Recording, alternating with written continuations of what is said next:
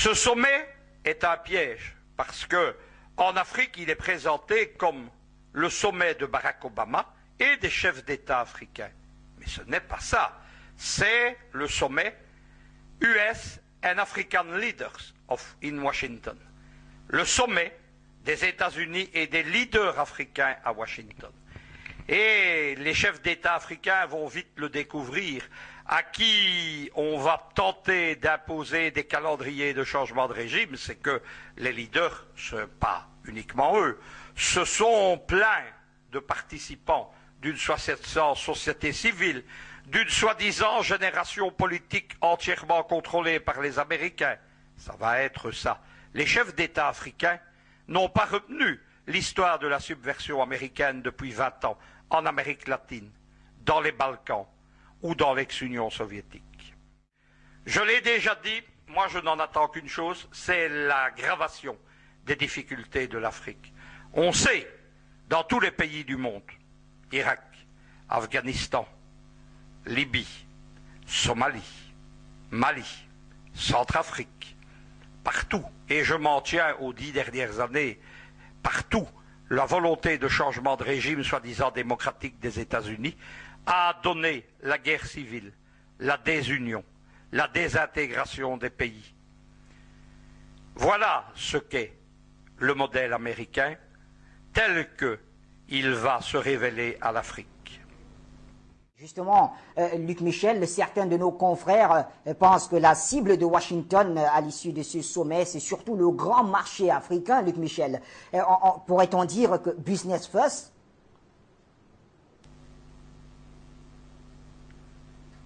Mon cher Bachir, ce que les téléspectateurs doivent comprendre, c'est que la politique internationale n'a rien à voir avec la philanthropie, n'a rien à voir avec les bons sentiments.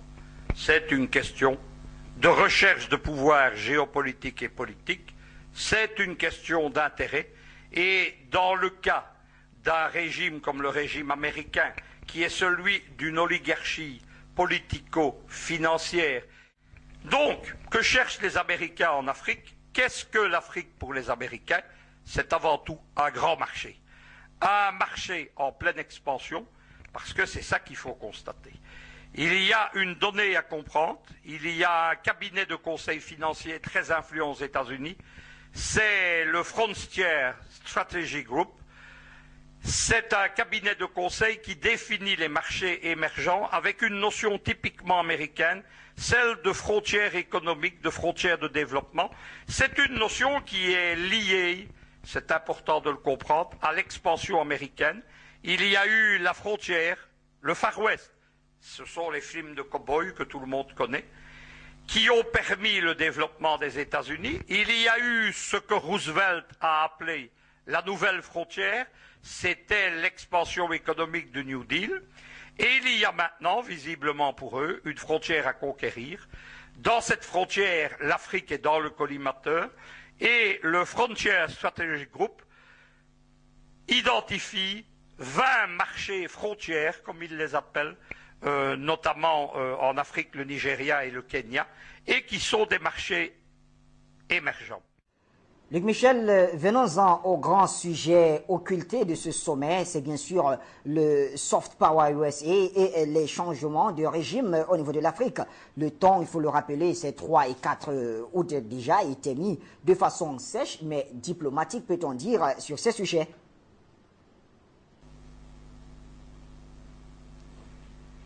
Mais Bachir, effectivement, le grand événement de ce jour, et il ne va sans doute pas être identifié tel quel dans les médias occidentaux, mais ce ne sont pas les réunions économiques. Le grand objet de ce jour, c'est le soft power américain et la volonté de changement de régime en Afrique, sur le modèle de ce qui s'est fait en Europe orientale, de 1991 à nos jours, et sur le modèle de ce qui se fait dans le monde arabe, le soi-disant printemps arabe depuis 2011, avec le succès que l'on sait. En effet, il y a quelque chose de très important dans la politique internationale moderne, c'est la division entre le soft power et le hard power. C'est une notion au départ occidentale, mais elle est très suivie en Russie, par exemple. Qu'est-ce que c'est le hard power? Ben, écoutez, c'est la puissance militaire, c'est, par exemple, imposer des changements de régime par la force. Qu'est-ce que c'est le soft power? C'est l'influence culturelle, l'influence politique, la formation des élites de l'adversaire suivant vos propres critères, c'est l'utilisation, par exemple, du référendum pour changer le régime. Là, Poutine a très bien compris la leçon. Avec mon ONG EIOD aussi, nous l'avons très développé. EIOD fait effectivement du soft power, ce que la presse belge, qui ne nous aime guère, appelle notre diplomatie parallèle. Ce 4 août, c'est le jour du soft power, et demain, ce sera le jour du hard power, puisqu'on parlera sécurité et guerre contre le terrorisme à Washington. Le soft power américain, c'est l'occasion de le découvrir. Les chefs d'État africains n'y ont pas pris garde, mais ils auront le temps d'y réfléchir ensuite et de prendre les mesures qui seront nécessaires, comme l'ont fait certains régimes en Europe orientale, au Bélarus ou en Russie.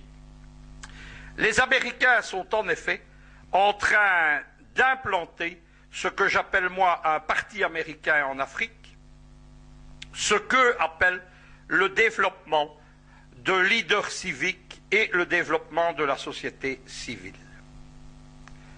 Première grande réunion, elle a eu lieu hier, c'était ce qu'on appelle les YALI, les Young African Leaders. C'est une structure créée par décision personnelle de Barack Obama. Il s'agit donc de développer en Afrique le leadership civil. De quoi s'agit-il?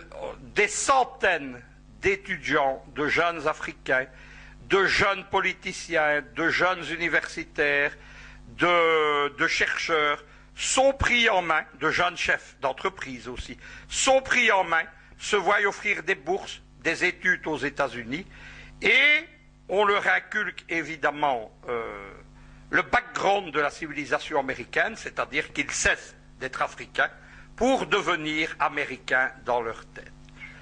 On a vu hier des images de cette réunion.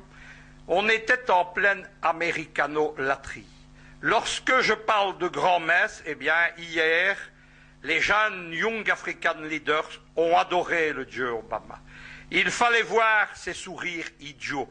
Il fallait voir surtout ces centaines d'Africains typiquement habillés à l'américaine, avec beaucoup de mauvais goût.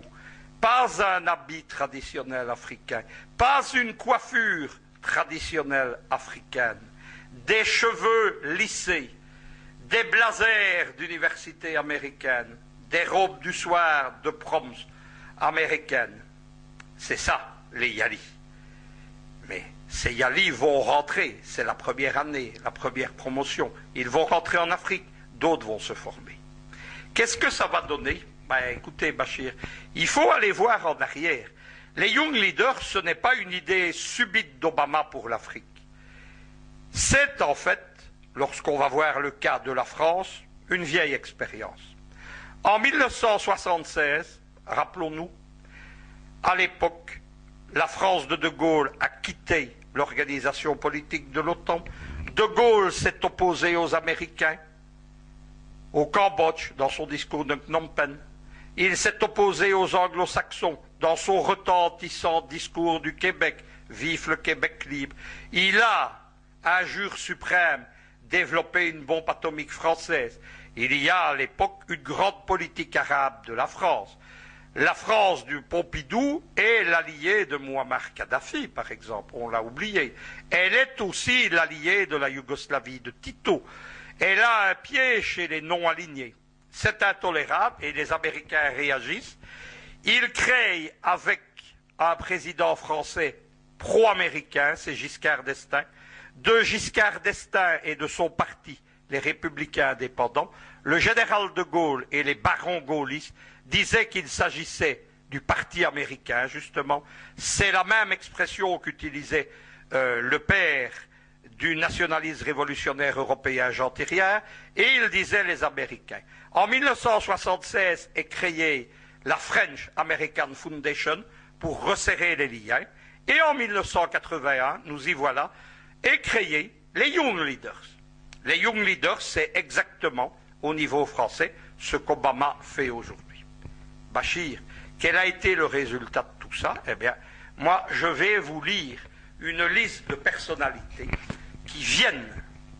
qui ont été des Young Leaders, qui ont été pris en main par les Américains dans la politique française. Dans le gouvernement Hollande, ils sont 9 anciens Young Leaders, dont Hollande lui-même. Quelques exemples avec leurs fonctions. Tout le monde des affaires, tout le monde de la finance, mais surtout le monde de la presse. Le monde de la presse qui est capital, qui n'est pas le quatrième pouvoir, ça c'était avant, c'était il y a longtemps, dans les années 30. La presse aujourd'hui, c'est un des appareils d'État de l'impérialisme américain. Henri de Castries, président du groupe AXA, groupe de banque et d'assurance. Jérôme Clément, président d'Arte. Laurent Cohen-Tannougui, président du grand groupe Sanofi. Annick Cogent, journaliste au Monde, c'est elle qui a commis le livre immonde où on accusait des pires turpitudes sexuelles Muammar Kadhafi. Jean-Marie Colombani, fondateur de SLED, ancien directeur du Monde. Mathieu Croissant-D'Eau, rédacteur en chef adjoint du Nouvel Observateur. Jean-Louis Gergerin, moins connu, c'est une des sommités du groupe d'armement français EADS. EADS, c'est aussi Airbus.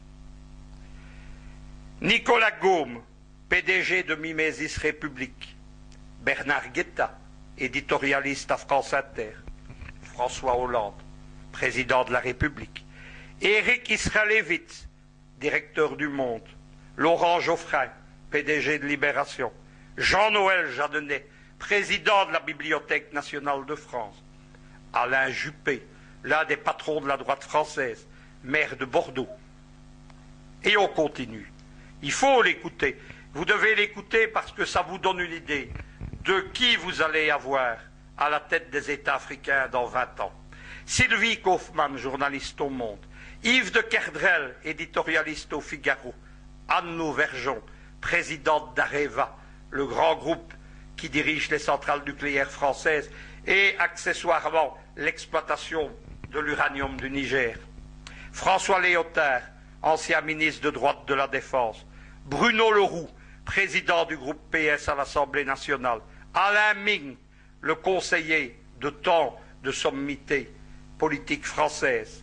Arnaud Montebourg, ministre du redressement productif. C'est lui, le Young Leader, l'homme des Américains, qui raconte qu'il faut produire national. On continue. Aquino Morelli, conseiller politique de François Hollande jusqu'à il y a peu. Pierre Moscovici, ministre de l'économie et des finances.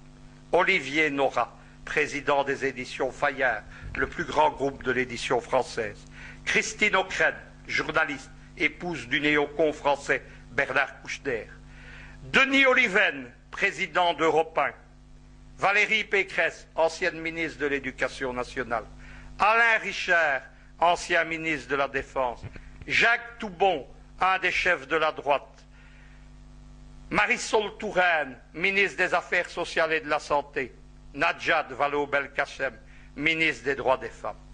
Ça, c'est pour les plus connus. C'est la gangrène américaine qui s'est emparée des cerveaux de l'élite française et qui a vassalisé la France.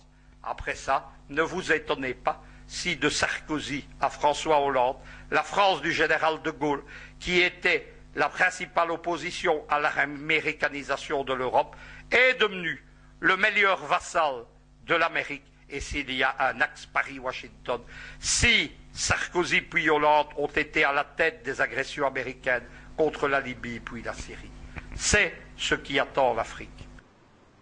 Mais Luc Michel, ceci est très effrayant, il faut le dire ainsi, puisque là, on assistait, ou alors on a assisté à la mise sous contrôle de toute la vie politique et médiatique de la France. Et vous me dites que c'est ce qui attend les Africains, ou alors c'est ce que les Américains préparent pour l'Afrique? Ça ne s'arrête pas à ça. Le soft power américain déployé en Afrique, il vise aussi au contrôle de la société civile. Il y a précisément aujourd'hui un forum de la société civile à Washington. La société civile, il faut comprendre de quoi on parle. Lorsqu'on ignore l'idéologie de l'adversaire, on ne comprend rien à ce qu'il fait. Derrière la notion de société civile, il y a justement George Soros, l'ancien financier hongrois, devenu l'un des financiers, l'un des penseurs de l'impérialisme américain. Soros, c'est l'homme qui a conçu et financé, avec l'aide notamment d'un John McCain, les révolutions de couleur en Europe de l'Est. Qu'est-ce que c'est la société civile? C'est la société qui va aider, en passant du côté occidental, à la transition des anciens États soviétiques puis arabes du côté américain. Mais on ne s'arrête pas encore à ça. Il y a une troisième chose, ce qu'on appelle l'Africa American Institute, qui est dirigée par une américano-congolaise, Madame Kajunju. Que veut-elle? Elle, c'est intervenir dans le domaine de l'éducation pour raffermir ce qu'elle appelle les liens entre l'Afrique et les États-Unis, mais en fait, la captation des élites africaines, notamment par l'attraction des universités américaines, vers donc la captation des cerveaux africains pour qu'ils passent sous le contrôle des Américains. Luc Michel, si je vous ai très bien compris, la création de cette société civile, entre guillemets, très particulière même, ce sont des révolutions de couleur version africaine. C'est ça, le soft power américain. Après ça, évidemment, lorsqu'existe la société civile, lorsqu'existe ce qu'ils appellent un leadership civique, c'est-à-dire des leaders pour l'opposition, arrivent les révolutions de couleur, au départ avec une agitation dite pacifique. Ce sont les fameux réseaux Otpor dont nous avons beaucoup parlé à propos de l'Ukraine, mais aussi de l'Égypte, de la Syrie et de la Libye. Et puis arrivent évidemment les groupes violents, l'extrême droite et les néo-nazis en Europe, les djihadistes en Afrique et ailleurs. Le soft power américain, en fait, c'est une belle escroquerie. Puisqu'ils prétendent que eux sont le soft power et que, par exemple, un homme comme Poutine représente le hard power des FARC. Non, ils combinent exactement les deux. Il y a d'un côté la puissance financière américaine, l'attraction de l'argent pour des élites que n'intéresse que la réussite individualiste et égoïste. Et il y a évidemment, dans la tradition, comme l'appelait un président américain en 1910, Theodore Roosevelt, l'oncle de Franklin Roosevelt, c'était la politique du gros bâton. Qu'est-ce que c'était la politique du gros bâton? Eh bien, il expliquait à l'époque il visait à s'emparer de l'Amérique centrale, il disait, d'un côté je souris, mais dans ma main droite, j'ai le gros bâton pour frapper. Le gros bâton pour fraquer, c'est la 5e flotte américaine à Bahreïn, c'est la 6e flotte américaine en Méditerranée à Naples, et c'est, nous en parlerons demain, c'est l'Africom et ses pseudopodes en Afrique.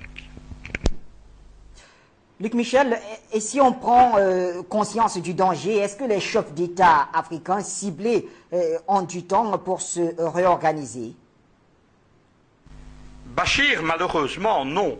Les chefs d'État africains n'ont pas du temps pour s'organiser. Parce que si les Yali, c'est la première année, l'African American Institute, par exemple, lui, a 20 ans d'activité.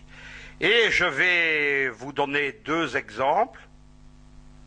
Le premier, nos téléspectateurs vont tout de suite comprendre. L'American African Institute a formé Alassane Ouattara, actuel président de Côte d'Ivoire, l'a amené au Fonds monétaire international dont il a été un des directeurs adjoints, et puis l'a mis au pouvoir par justement ce processus de révolution de couleur, c'est-à-dire un mélange d'opposition politique, de campagne sur des élections soi-disant truquées, et puis de force brute la force brute, ça a été celle des milices de Ouattara et de l'armée française. Voilà un autre exemple. Second exemple connu, la présidence du Malawi, qui a également l'actuel Banda, qui a été formé par l'African American Institute. Ça ne s'arrête pas ni au Yali, ni à la Hahaï, mais il y a d'autres organismes. Il y a par exemple la Bloomberg Foundation for Charity. La soi-disant aide à la charité en Afrique de Bloomberg, c'est quoi? C'est notamment l'aide à la formation de journalistes, c'est-à-dire l'américanisation de journalistes africains qui vont servir à la déstabilisation des pays dont ils sont issus. Et ça ne s'arrête pas encore à ça. Il y a un autre groupe, le National Democratic Institute, un think tank qui dépend du Parti démocrate américain. C'est un des organisateurs, le principal du Forum civique, justement aujourd'hui. Eh bien, lui fait la même chose. Il finance de la formation d'étudiants, de la prise en main de jeunes politiciens, des budgets pour la soi-disant presse libre en Afrique. On en est là, évidemment. Donc, s'imaginer que l'on pourra avoir de longues années devant soi, non. L'assaut est déjà en train de s'organiser, par exemple, contre le Cameroun ou contre la Guinée équatoriale. Luc Michel, pour sortir, c'est donc dire qu'il y a une bataille de l'information en Afrique et ce sommet en est une illustration. Bachir, effectivement, je viens de parler de la bataille des médias, vous le soulignez vous-même, il y a actuellement une grande bataille des médias en Afrique. L'exemple le plus évidemment probant, le plus significatif, c'est l'assaut mené par le Quai d'Orsay, le gouvernement français, via Canal 7, contre Afrique Média, qui a été brutalement retiré de son satellite. Ça, c'est un exemple. Il y a la volonté de créer une chaîne soi-disant africaine d'information qui sera en fait la voix des États-Unis en Afrique via Euronews.